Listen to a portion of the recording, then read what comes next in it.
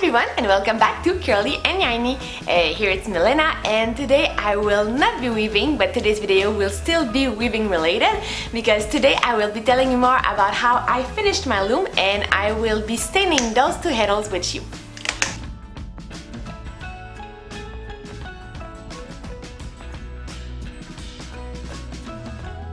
And the reason why I'm making this video today is because I received a lot of questions about how what I use for stain for my loom and how I did it. So I thought it might be interesting to make a video about it to try to answer most of your questions. So I have ordered those two heddles a long while ago, and I've always put up staining them. So today is the day I will be staining them with you. So let's start this. There exist a few brands of rigid Heddle looms out there. In most cases, when you buy the loom new, it would come to you unassembled and unfinished. By unfinished, I mean that the wood would be raw, so there will be no treatment made to the wood to protect it. So when you get the loom, sometimes you might want to do something to the wood to protect it or to change the color. For my part, I decided to stain it, but there are other options for you. The first option, it would be to do nothing. You don't really have to do any treatment to your loom, but for myself, and nothing really bad will happen to your loom. It's not gonna break because you didn't do anything on it. Myself, I really wanted to do something to put a stain on my loom because I was afraid that if I stayed on this original wood like that, after a few years it would turn a little yellowish, and I did not want this. And I also thought that by staining it, it would protect the wood a bit more. And I would lie in saying that it wasn't aesthetics. I mean, I picked up this color, which is dark walnut, because I thought it would look amazing on my loom. So there's a bit of aesthetics also that came into the decision process for this. I know there are other ways also to finish the wood, and I'm in no way an expert in this. This is really not my area of expertise. I know a lot of people wax their loom, so I suggest you just check out what the different options are and choose what works best for you. For me, it was the stain. My advice though would be that if you have a new loom like this and you want to do a finishing to it, it's better to do it before you assemble it. I think it can avoid a lot of headaches if it's to stain all the parts that are not attached to each other. That's probably easier to do. But I must warn you, if you decide to follow my advice, I cannot be held responsible if you feel frustration that you cannot weave right away. So I know I've been there. I had to wait a few days before I could start weaving because I decided to stain it. But frustration that you might live with that because you're too eager to weave. Sadly, there's nothing I can do about it. So there's a few preparation to be done for this project. So first, this thing really stains, so make sure to protect everything that you don't want to get dirty. So I've put a very old dishcloth on my table. I've put a few layers of newspapers too to make sure that it's completely protected. And also I will be wearing gloves. This is super important, otherwise you will have dirty looking fingers for a while, and this is not a color that you want your fingers to be dirty with because it looks a little bit suspicious. And then I will be also protecting my heddles with masking tape to make sure that I do not stain the plastic here. And to apply the stain, I like to use rags. So I have this t-shirt that is only good to throw away. So it will be repurposed into rags that I will use to apply this. So I will make two somewhat of square that I will use for this. So one will be used to apply the stain and the other one will be used to wipe it off. But more details as it goes. So the first thing I will do is protect my heddles with a masking tape. So I am super clumsy, so I really need to make sure that all of the plastic is well covered, because otherwise it will for sure be some stain of brown there and you don't want it. So safety first.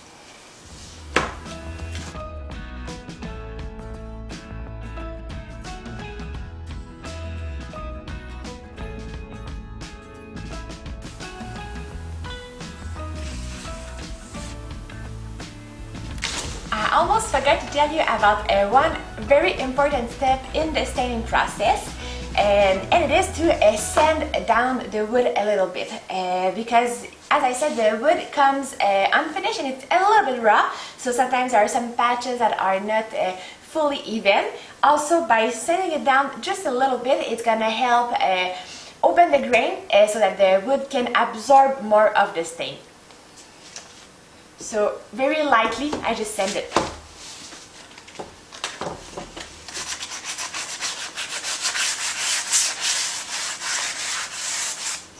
But I'll do this outside, I think, because otherwise it's gonna be messy, so I'll be right back.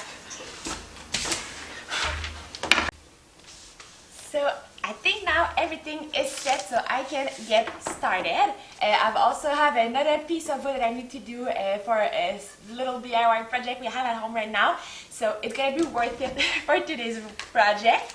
So the stain I'm using is Varatane or Varathane, or I have no idea how to say it. So it's oil-based stain, and the color is dark walnut, or in French, noyau foncé. Noyer foncé. So this is the colors that I picked because I think it looked very cool. I really like the dark effect on my loom. So I'm just gonna shake it a bit to make sure that everything is well mixed in it. And now, safety first, I will put the gloves on. And I'll start this.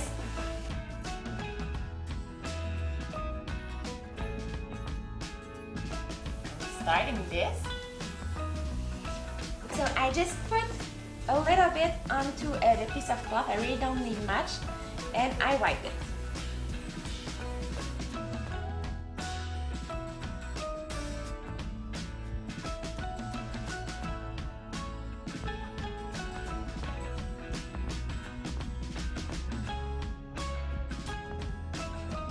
I have done the first side, a little bit on the other side, but doesn't really matter. So I have the one side made, so it needs to sit for a few minutes, and then with my second piece of cloth that is clean, I will wipe off the excess and I will let it sit for a while. I think on the bottle it says only a few hours, but to be completely secured, I usually wait 24 hours, so I know that everything is very well dried and everything the wood has really absorbed all of the stain, and nothing will get messed up afterwards. So let's keep staining.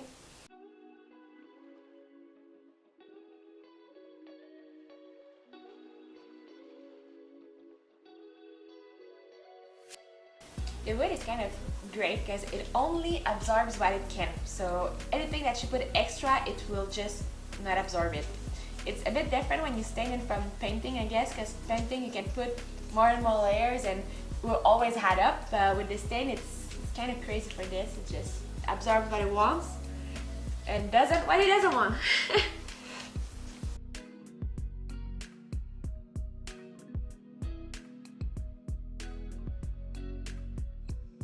Now I just need to wait a few more minutes before I can start wiping it off, the coat on the first side of the Heddle.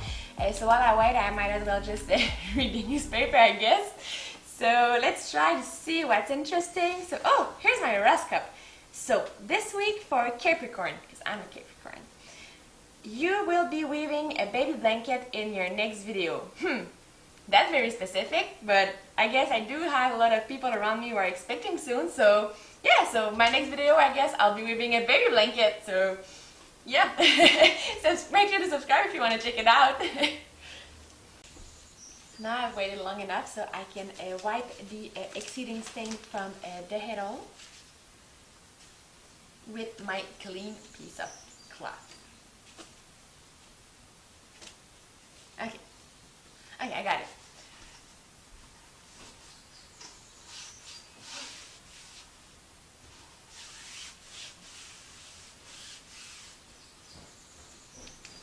And if you can see, there's a little bit that came off, so that was really the exceeding. As I said, it's crazy because the wood only drinks what it really wants, not more. So it also helps even out if there are places where there's a bit too much stain. It can even out places where there's a little less.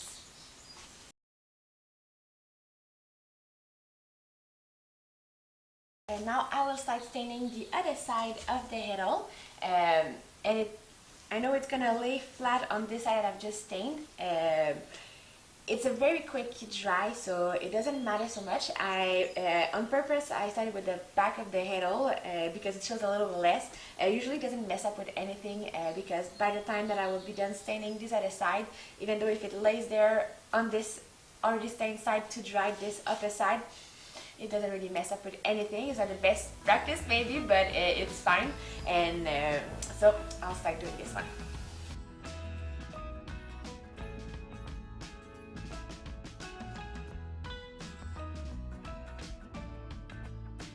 So here today I am staining two extra Heddle that I bought a while ago and I didn't come around to staining them. So I have a 10 Heddle and a 12.5 Heddle. So if you also want to look for extra parts for your loom, make sure to go to the Rollers website. I have provided a link in the description down below. They offer a wide range of looms and accessories, so they probably have anything you might need for your loom.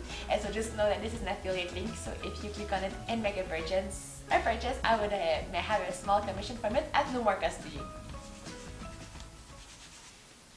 Funny story, when I stained my loom, it was my first experience with staining wood and I didn't know how much it could stain. So after I was finished, I tried to wash things off in the sink, and our sink at that time was not stainless steel, it was made out of porcelain, so it stained the whole sink, so it was brown for the sink stayed brown for a long while until we had to change it. So if you don't have a stainless steel at home, don't wash your cloth or anything that you use stain on, because it's gonna stain it. Now there's more waiting to wait for this layer to this new coat of stain to dry a little bit, and I will wipe it up with this.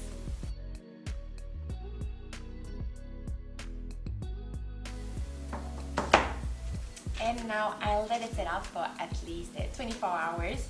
As I said, it's good to follow the instruction on the can, but in this case, it said that I could use it in 1 hour, and I'm not so sure about it, so I really want to wait longer in order not to mess up with anything. So a little bit more waiting and then it will be done. So this is it for today's video. My two Heddles have now dried out completely. I've taken the masking tape off and I just really love how they turned out. I also hope you liked today's video. If you did, make sure to give it a thumbs up, and also I would like to know in the comments how you finished your loom, if you gave it a finish to yours, and I hope to see you next time. Bye bye.